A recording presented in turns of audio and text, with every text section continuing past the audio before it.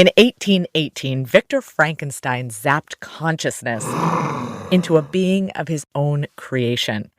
And since then, our obsession with artificial intelligence has never really stopped. From HAL... I'm sorry, Dave. I'm afraid I can't do that. To the Terminator... I'll be back. To the Matrix... Only a human mind could invent something as insipid as love. We never really get tired of imagining the ways that advanced technology can do us in. And it's really no wonder why when we get news like this. Drones are being effectively used in the war in Ukraine, and now the Pentagon has announced the new initiative dubbed Replicator. It would churn out thousands of autonomous systems like drones and unmanned aircrafts over the next 2 years. A few months ago, the U.S. government announced that it intended to develop autonomous AI drone swarms for use in battle. We are in a persistent generational competition for advantage in which we cannot take military superiority for granted. But when we hear about plans for a future with weapon-wielding, thinking for themselves, flying killer robots, well, it can be hard to know what to make of it. Why is it happening? And what does it really mean? We kind of wanted to know. And so did you. All season, we've been bringing you stories about the internet and security. But we've also been asking our friends and family and all of you listening to send us your questions. So today, we're going to answer them. Or at least some of them. From killer drones to facial recognition to monitoring nuclear test sites, we've got experts locked in and ready to help make sense of this wild world. Welcome to the Mailbag episode. I'm Lacey Healy, and this is Things That Go Boom. Hey there. A quick favor. Things That Go Boom is conducting an audience survey, and we'd be so grateful if you could take just a few minutes and fill it out. If you're in, please visit survey.prx.org/boom to take the survey today. That's survey.prx.org/boom. Thanks. On August 28th, 2023, the Pentagon announced its new Replicator initiative. Enter the first question in our mailbag. Hey, Things That Go Boom. My name is Jared Thompson, based out of Bellevue, Washington, and I had a question for you. Should I be worried about the announcement from the government that they plan to use autonomous drone swarms on the battlefield? What do you think? Thanks. And to answer this one, we called up Lauren. I'm Lauren Kahn. I'm a senior research analyst at the Center for Security and Emerging Technology based at Georgetown, where I focus on defense innovation and military applications of artificial intelligence. What would you say to that question? Yeah. The Replicator announcement makes use of low-cost, highly attritable, which means this kind of cheap, affordable, not so precious system that they can use in greater quantities together. The program isn't only about swarms, but they are the part that's getting the most attention right now, probably for obvious reasons. But Lauren said that the definition of a swarm is still kind of hazy. I'm not sure if there's a certain number that requires what consists of a swarm. Is it 2? Is it 3? Is it 4? But that they're able to operate together and to communicate with one another. I'm sure you've seen the drone light shows. So essentially something like that, where they're communicating with each other to achieve some sort of end goal. And one benefit of this new program could be that these drones are, relatively speaking, easy to replace. But maybe the more important part of deciding how worried or not worried to be about this drone swarms announcement is that these drones won't be fully autonomous. There will still be pilots operating them from afar. But these people might each be controlling a lot of drones at once.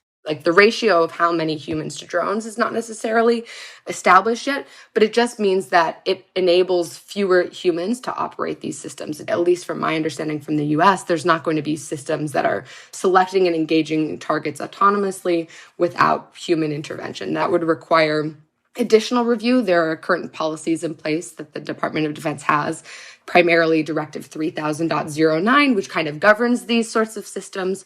And to my knowledge, and at least as of 2021, I don't think that had been triggered yet. But to be clear, we are talking about arming these smaller and cheaper drones, potentially flying in swarms with weapons. I think you already see the systems being used with payloads, but again, with this replicator initiative, it seems like there's more of a focus on these more cheap, attritable systems and how those will be used in communications with one another.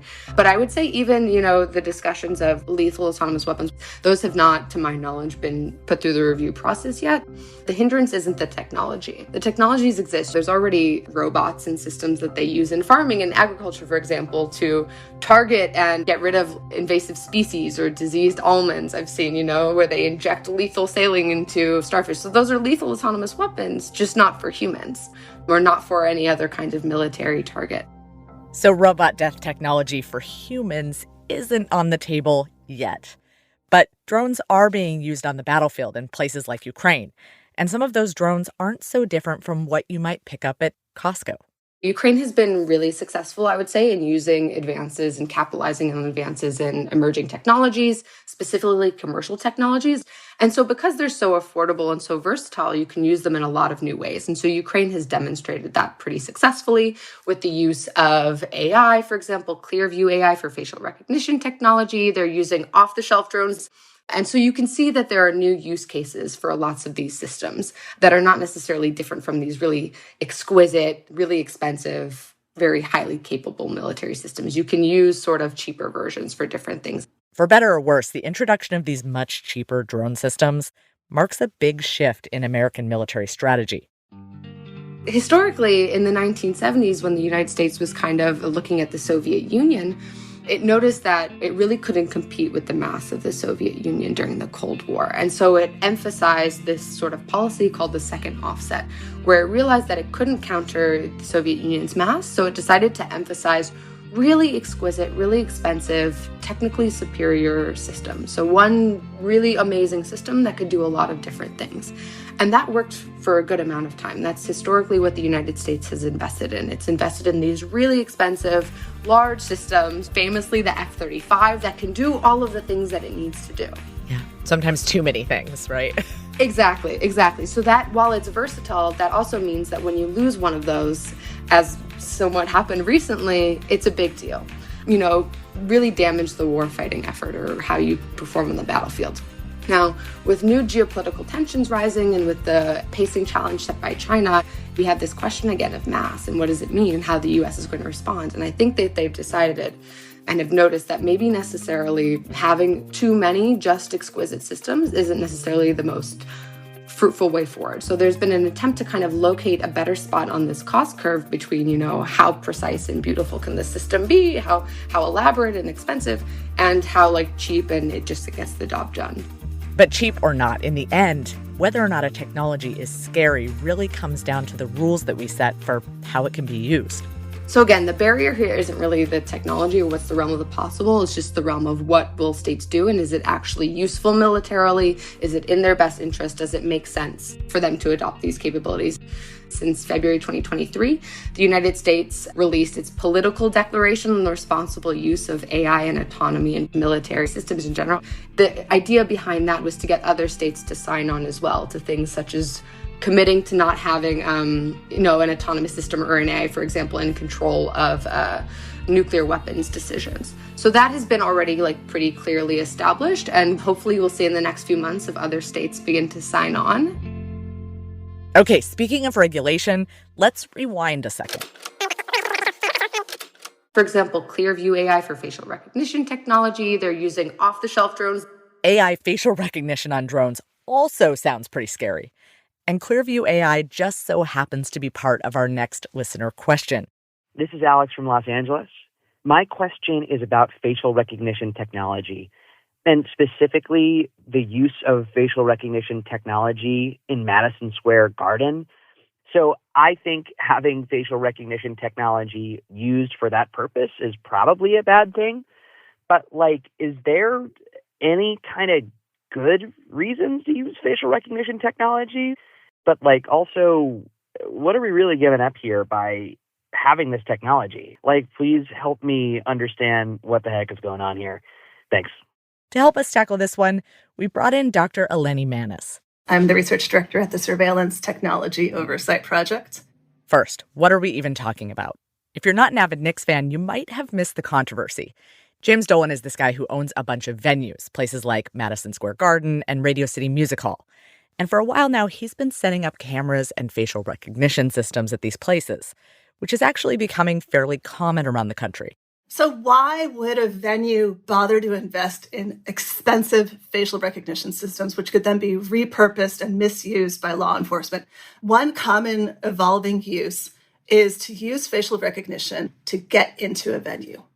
You can use your face as your ticket at certain venues. And this is a way that facial recognition, other kinds of surveillance technologies are becoming normalized. This is similar to how you might use your face print to unlock your phone. But this story came to our attention and to this listener because Dolan's been using this tech to keep his, quote, enemies from seeing, say, a basketball game or a Billy Joel concert. Any lawyer who works for a firm that's suing Dolan, and there are a lot of them, has their photo loaded into the system, and they can then be turned away if the camera IDs them trying to get in. Under New York State civil rights law, people who are behaving well and who are above the age of 21 can't be refused from public venues. But sports stadiums are an exception. So there's a loophole in the law that actually allows James Dolan to exclude people from Madison Square Garden. I think he also refused to let one lawyer accompany her daughter and Girl Scout troop to see the Rockettes. That would seem to be illegal, but yeah. This is nothing new, right? When Dolan was embroiled in a disagreement with Charles Barkley, he also had him ejected from the stadium. It's just now he's got facial recognition so he can stop you at the door, apparently within a minute of showing up. And getting back to our original question, companies and venues and police departments don't tend to advertise these systems as fun ways for rich people to exact petty revenge. They say that AI facial recognition systems are good for security. So, are they? Should we want this tech in stadiums and other public areas to maybe help stop a terrorist attack? So I think the idea of using facial recognition to locate the needle in the haystack terrorist is just a way to distract our attention. It's a common cover story that law enforcement uses when it wants to introduce a powerful new toy. A Stingray, right, a cell tower simulator, a cell phone hacker, this or that tracker. They say it'll be used against their really, really bad guys. Then the technology gets used against the same old over-policed communities. Black and brown people, protesters, LGBTQ plus people, undocumented Americans, Muslim Americans.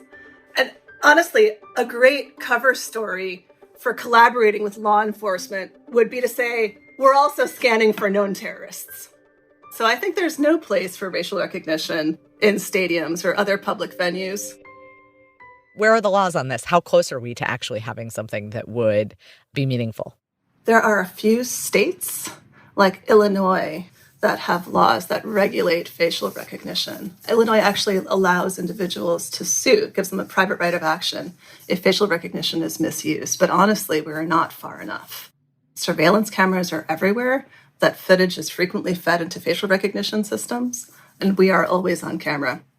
So if the laws aren't there to support shutting down this use of AI, could we convince the companies to change how they use this stuff? We don't actually know what Madison Square Garden is using, which is so troublesome. James Dolan did do a Clearview AI pilot, right? They tested it, but we don't know what they're using.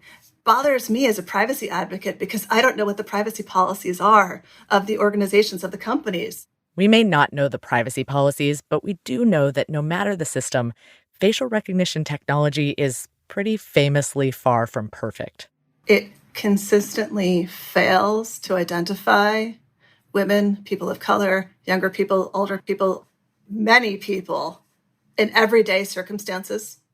When used by law enforcement, it's typically abused. So facial recognition companies would like you to hold out for a 99% match. Law enforcement, when looking for any match, might lower the threshold to something like 80% certainty or 70% certainty, which means that a lot of Black and brown people are being arrested for no reason. On a broad scale, this is a problem that some of us with greater privilege just don't have to worry about. But that doesn't mean we're immune. I was at the supermarket recently buying myself a 6-pack of really delicious raspberry lambic. and I was unaware that facial recognition was being used to check my age. I am twice of age, but the camera was unable to ascertain that. And so somebody came over and checked my ID. I guess I should be flattered, but I was honestly disturbed to realize that age recognition was being used on footage of my face without my knowledge. I mean, presuming this grocery store was in compliance with New York state law, there would have been a sign somewhere saying that facial recognition was being used for this purpose, but I certainly didn't see it. Eleni knows that it's hard to avoid and, in some cases, impossible to avoid having your face scanned into these systems. It's really not individuals' problem to solve. This is a societal problem. We need policymakers and legislators to step up and outlaw the use of facial recognition in public places. And we need tech companies to make more protective policies and not to demand your face print as the thing of convenience that will unlock your phone.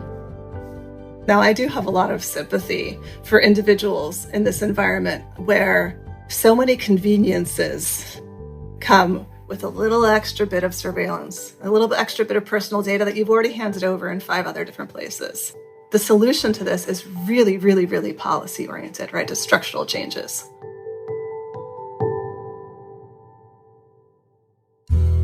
People always have this kind of question, like, how the hell did we get to 30,000 nuclear weapons in the Cold War? And the answer is, like, one at a time. After the break, we ask Dr. Jeffrey Lewis, why are nuclear test sites getting busier? And how can you tell?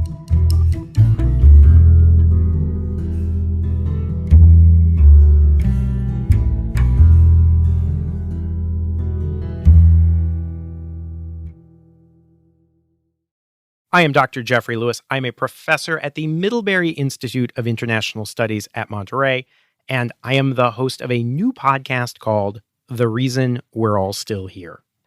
I study the further spread of nuclear weapons, largely using what we call new tools, but what maybe normal people call open source information like commercial satellite photographs.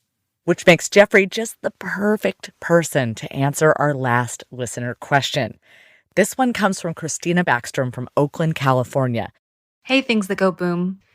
There have been reports of increased activity spotted on satellite imagery at nuclear sites in China, Russia, and the US. And I'm wondering, what should we make of this? Yeah, we are, to use the term popularized by Senator Fetterman, the jagoffs who noticed the increased activity at the Russian and Chinese nuclear test sites. We published it, by the way, noting the increase in activity at the U.S. test site, which is of a different character than the Russian and Chinese test sites. And some people are very annoyed with us for lumping these three together. But I think the activity at all three helps answer the question what we should make of it, which is all three countries, I think, have people who want to conduct nuclear tests. All three countries are doing experiments that are not nuclear tests, but need to be done at nuclear test sites, and they want to keep doing those. All three countries believe the others are using those experiments to do secret teeny tiny nuclear tests, which then very conveniently feeds into the people who want to do big nuclear tests because they're like, well, they're already doing it. We should do it too.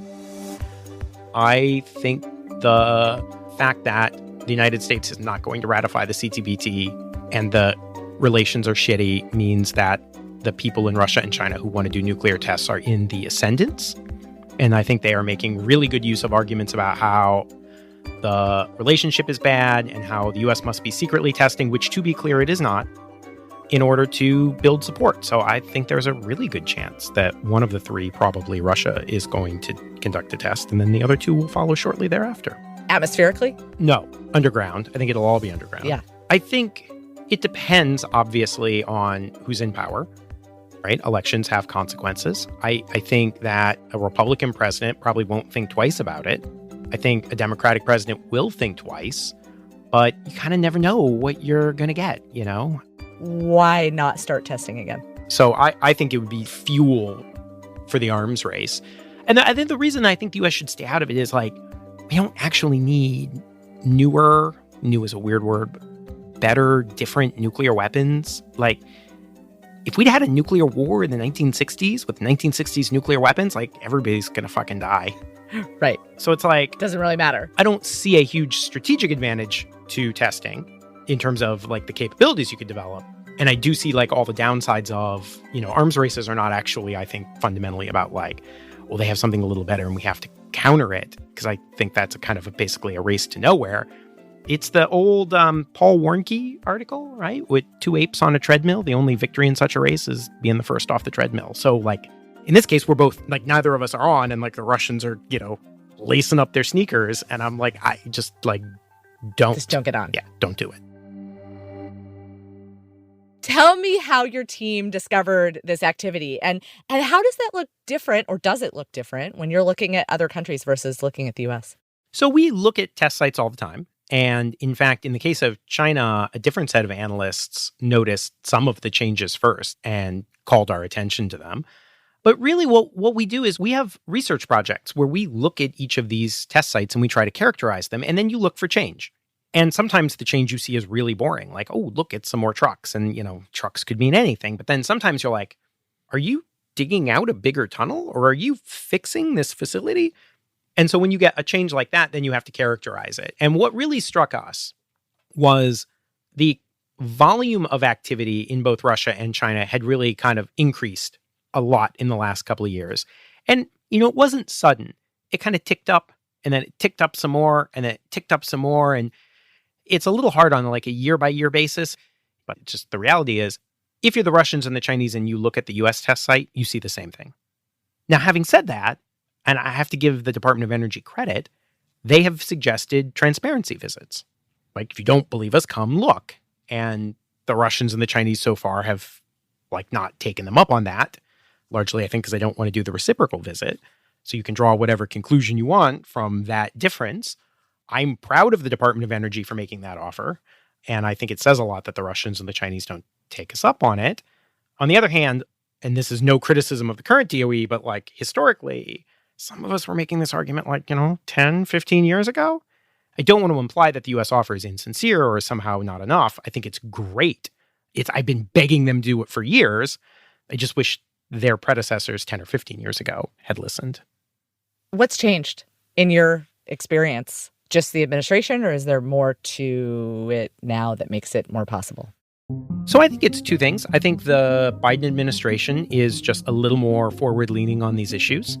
Then I think also, and this is very American, 10 or 15 years ago when the Russian and Chinese test sites were quiet, and I was saying like, look, the Russians and the Chinese think that we're preparing to test. We should probably invite them to reassure them. I think administrations looked at what was happening in Russia and China and said, well, they don't really seem that worked up because they're not doing anything. Now, I think they look and they see, because I can see it in the commercial side, so I can only imagine what the classified side looks like. So I think they're probably alarmed, and they're like, oh, holy crap, they are alarmed. So I think that makes a difference. But, the problem is, if you wait that long, and again, it's different people making the decision, so it's not like one person just waited too long. But by the time the people who come into power who are like, oh yeah, this is an issue, we should do something about it, we're already pretty far down this process. The public availability of the type of information that allowed Jeffrey and his team to make these discoveries, it's also changed a lot over time. But folks like Jeffrey have been finding ways to monitor nuclear test sites for years. So, one example is Vertic, this organization in the UK, realized that they could do real-time seismic monitoring just like you do for earthquakes. All they had to do was be focused on the area where China would do a nuclear test. And this is in like the early 90s. And so they basically set up this computer program that would like dial in with a modem and like check a database of seismic results like every few minutes.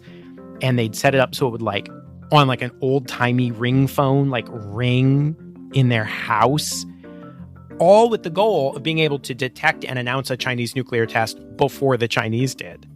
So like you could do it, except it was this massive effort. Whereas today, what you would literally do is you would go to the U.S. Geologic Survey and you would draw a little box on a map.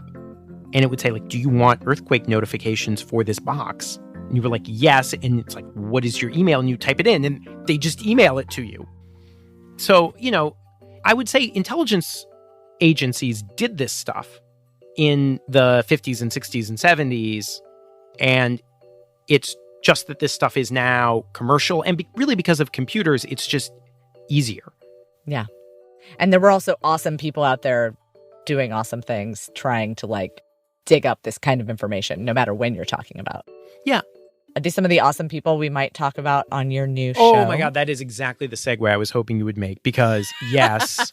So we have a new podcast called The Reason We're All Still Here, which is 6 episodes. It will be 7 when the live episode drops, I guess. But 6 episodes about people who are not part of any government who stick their nose into what people normally think of as the government's business. Mm-hmm. And they do it because governments are, crap at cooperating.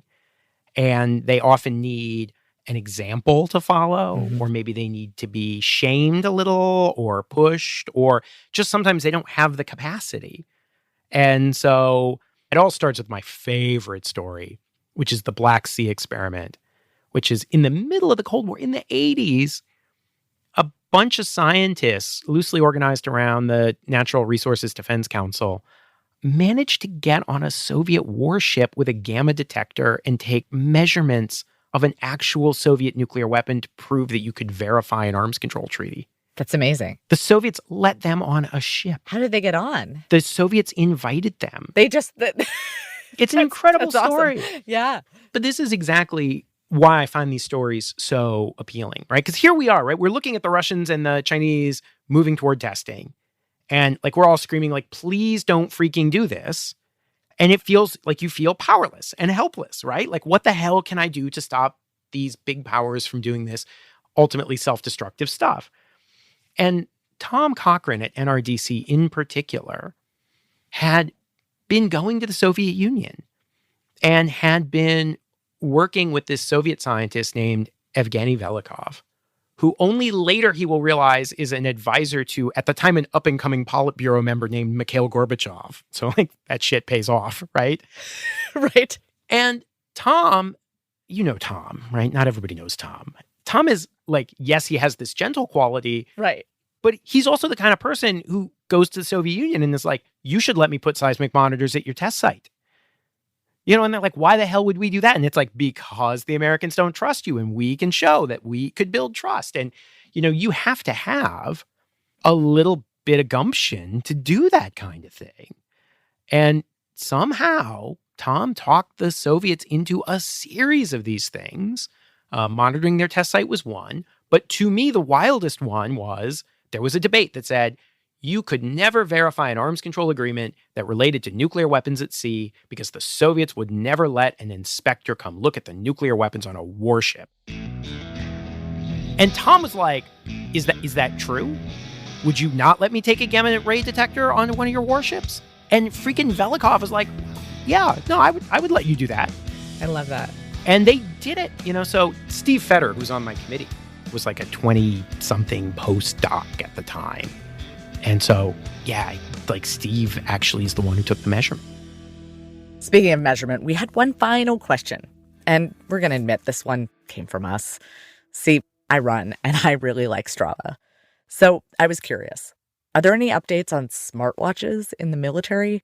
That is, since the incident in 2018 when that same fitness tracking app accidentally revealed the locations of military bases, not to mention the exercise habits of a bunch of U.S. soldiers. I haven't seen anything on Strava in a while, but I do think that whole universe of big data is pretty interesting. I mean, the reality is that there is so much data about individuals out there now. I think in Russia, we saw there was a big compromise of the Russian equivalent of Uber Eats. Uh-huh. I mean, it's no joke because think about the information you might give to a driver if you were ordering food and it needed to get into a sensitive facility. That's true. I mean, you wouldn't just walk outside. Well, I mean, you might say that. Yeah. You might say, well, there's a security hut and you're not going to be able to get past. So when you get to the security hut, ask for the secret nuclear-powered cruise missile group. I'm making that example up. Right. Yeah. What I would say about all of that data, whether it's the fitness apps or food apps or really just information you put on social media, the way I look at this era we live in is we are living in an era of data ubiquity. I carry my phone around everywhere. It tracks my every movement. It records my every whim as I search for things. And so there is a pattern of my life that exists on my phone. And if I start doing weird stuff, you would know immediately. Yeah. Right? If I began spying for the Chinese consulate, like suddenly I'm going to the Chinese consulate twice a week. Little suspicious. Like, what am I doing? Am I turning off my phone when I park next to the Chinese consulate? Like, that's a total change in my behavior. Yeah. And so we see that in many, many ways. So in the case of Strava, the fitness app, what you saw is people exercising in places where you didn't expect to see people exercising. Right? You knew what normal looked like, and all of a sudden you're like, wait a minute. Wait, why are you doing loops in the middle of this desert? And then you look at it like, oh, because there's an air base there. Like, oh, wow, surprise. People do it with ships. If you think about when you drive from one place to another, it takes you a certain period of time. So ships that do ship-to-ship transfers go out into the ocean and then they stop for long periods of time and they come back. Mm-hmm. That's not a normal shipping pattern. Mm. So you can detect that kind of thing. Mm-hmm. And we do it with satellite imagery. You know, we look at vehicle traffic and just activity on the ground, and we know what normal looks like. And if suddenly there's a change, like a bunch of construction at a nuclear test site that's been quiet for 10 years, you know, you have this kind of awareness.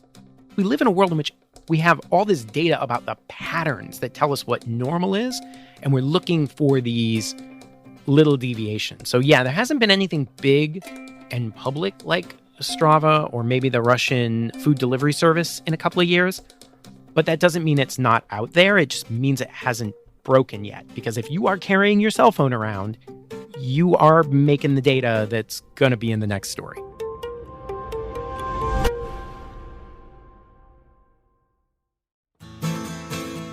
Thank you so much to Jeffrey, Eleni, and Lauren for these great answers. They're all part of organizations that have tons of resources for more information, and we'll link to those in our show notes. And thanks to all of you for sharing your questions with us. This was a lot of fun for us to do, so we might actually do it again. If you have a new question or one that we didn't get to, you can always ask us at boom@inkstickmedia.com. This is the last episode of our internet and security season. We're so sad. But we will be back for season 9 of Things That Go Boom in the new year. So stick around. We'll see you then.